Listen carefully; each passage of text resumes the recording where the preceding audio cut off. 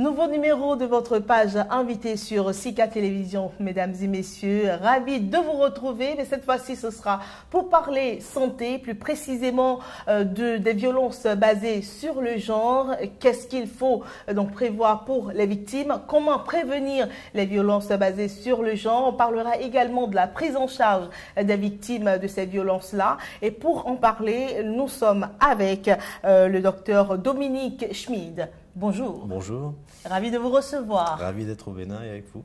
Alors, vous êtes président de l'ONG Médecins du Monde, c'est bien ça? Absolument. Je suis président de Médecins du Monde de Suisse, qui est une ONG indépendante qui travaille depuis 25 ans dans la relation Nord-Sud, mais également dans notre pays, donc en Suisse. Donc on a des projets qui sont autour du monde, que ce soit au Mexique, au Chiapas, que ce soit en Palestine, que ce soit en Afrique, mais également en Suisse, parce qu'il y a aussi des problèmes en Suisse dont nous nous occupons. Bon, et là, nous allons commencer à nous y intéresser, d'accord? Justement, quand on parle de violence basée sur le genre, généralement, on se dit les pays développés sont hors problème. Alors, dites-nous, c'est quoi le tableau si on vous demande de nous faire voir un peu la situation des violences basées sur le genre en Suisse? La violence basée sur le genre est une brûlante actualité qui a été assez importante dans la presse, partant des États-Unis avec l'affaire Weinstein. Et elle est également présente en Suisse dans les différents milieux. C'est un problème aigu, c'est un problème qui a motiver les autorités politiques et médicales à mettre en place des structures. Et nous sommes accompagnés dans ce séminaire ici au Bénin par deux éminents spécialistes de la médecine légale en Suisse romande qui ont mis en place une unité de médecine basée pour les violences qui accueille les hommes, les femmes victimes de violences. Donc c'est un problème qui fait aussi l'actualité chez nous en Suisse. Ce n'est pas un problème spécifiquement des pays du Sud, non. C'est aussi un pays chez nous. Alors moi, je serais bien intéressée à savoir, c'est quoi les caractéristiques de ces problèmes-là en Suisse? Alors, l'unité de médecine des violences accueille toutes les victimes de violences, qu'elles soient conjugales, qu'elles soient communautaires, les hommes comme les femmes. Il y a un constat qui est établi et qui est donné aux gens qui consultent et qui, après, portent plainte ou ne portent pas plainte. Les actions sont effectuées ensuite en justice. Et Médecins du Monde s'intéresse à plutôt accentuer ses actions dans les domaines de la santé sexuelle, par exemple, reproductive et de la santé de l'enfant. Pourquoi spécifiquement ces domaines-là? Alors, parce qu'on ne peut pas faire tout et parce qu'il faut nous spécifier, parce que nous sommes une ONG médicale et parce que notre spécificité nous a amené à nous engager plus dans la santé sexuelle reproductive et celle des enfants. Le comité est composé de pédiatres, est composé de gynécologues, d'obstétriciens et c'est un tout petit peu la manière dont on a eu de concentrer un tout petit peu notre action pour ne pas nous disperser. Alors, c'est quoi la sorte de partenariat que Médecins du Monde, les experts donc suisses, tissent avec les pays du Sud? C'est quoi les échanges? Alors, nous travaillons, en bonne intelligence avec les autorités locales. Deux, nous essayons toujours de comprendre la problématique sur laquelle est centrée notre action, de telle manière que cette problématique ne soit pas une problématique, enfin une action top-down, c'est-à-dire qu'on ne va pas imposer ou expliquer aux gens ce qu'il faut faire, mais c'est toujours la compréhension de la problématique qui va nous amener et qui va diriger nos différentes actions. On travaille, point 3, en bonne intelligence aussi avec des ONG locales, d'accord? Et au Bénin, on travaille en bonne intelligence avec l'IFMA des Sœurs Salésiennes, qui a initié beaucoup de projets dans le grand marché d'Antokpa. Et c'est par ce biais-là que nous sommes entrés dans cette problématique-là, en soutenant et en travaillant avec l'IFMA auprès de leurs actions pour les enfants du marché. C'est ça.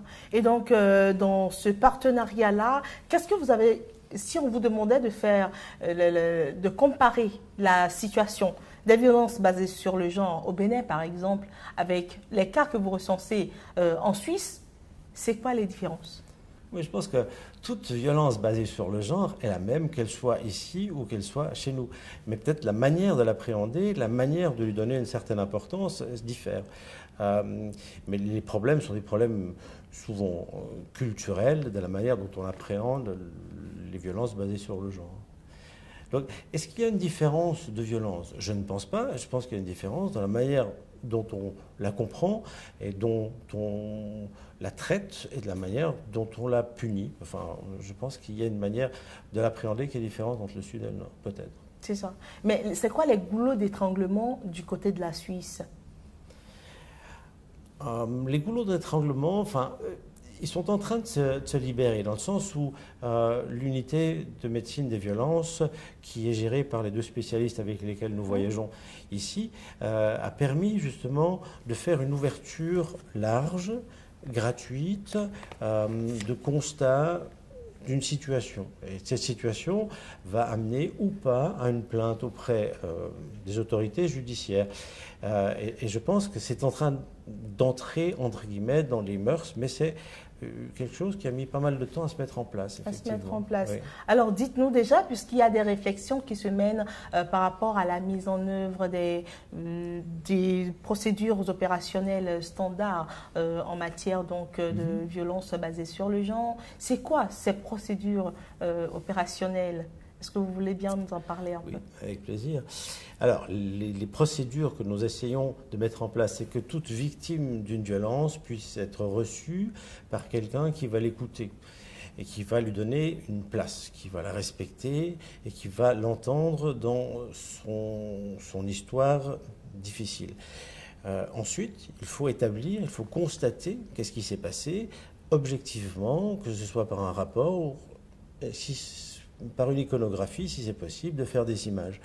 Une fois qu'on a fait ce rapport-là, elle va être utilisée, pas utilisée, dans une procédure judiciaire, comme nous l'avons dit tout à l'heure. D'autre part, il faut accompagner cette victime de violence dans une structure ou dans quelque chose qui va pouvoir la prendre en charge dans un suivi qui soit psychologique, qui soit de réparation médicale si besoin est, qui soit dans la détermination d'un certain nombre de tests médicaux pour prévenir des maladies type sexuellement transmissibles. Alors, les actions que vous aidez à mener, par exemple, en Afrique, dans le Bénin, comment est-ce que vous procédez au suivi de ces actions-là sur terrain? Alors, notre action a commencé différemment. Les sœurs salésiennes ont démarré un certain nombre d'activités. Elles se sont rendues compte qu'il y avait des jeunes filles qui étaient en danger le soir au marché. Et elles ont créé la Maison de l'Espérance, qui est un dortoir où elles peuvent se réfugier pour dormir sans subir des contraintes. À côté de ça, pour celles qui avaient moins de chance et qui étaient tombées enceintes, elles ont créé cette Maison Soleil.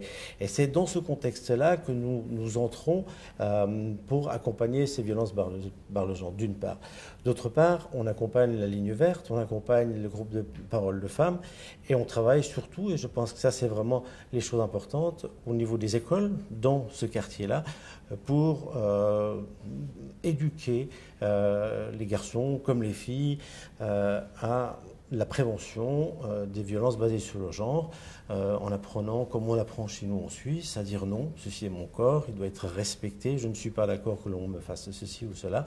Et je pense que ça fait partie des choses, à mon sens, essentielles. Et je suppose que les mariages précoces, par exemple, ou les mariages forcés ne sont pas des faits qui se produisent, je suppose.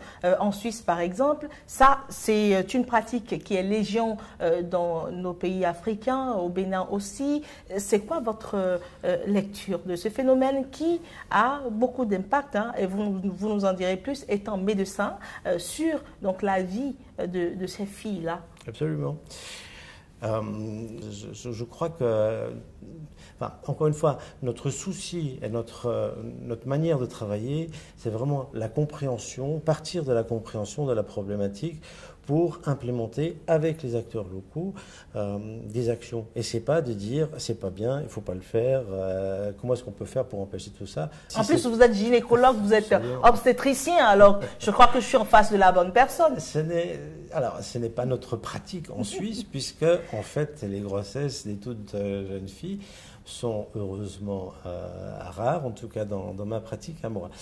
Le problème de ces bassins qui ne sont pas complètement formés ou maturés pose problème pour les rapports sexuels, pose problème pour les grossesses de ces toutes jeunes filles. Effectivement, ça c'est l'impact sur la santé physique. Après, on ne parle pas de l'impact psychologique et tout ce qui peut aller avec. Qui nécessite un accompagnement. Complètement, oui.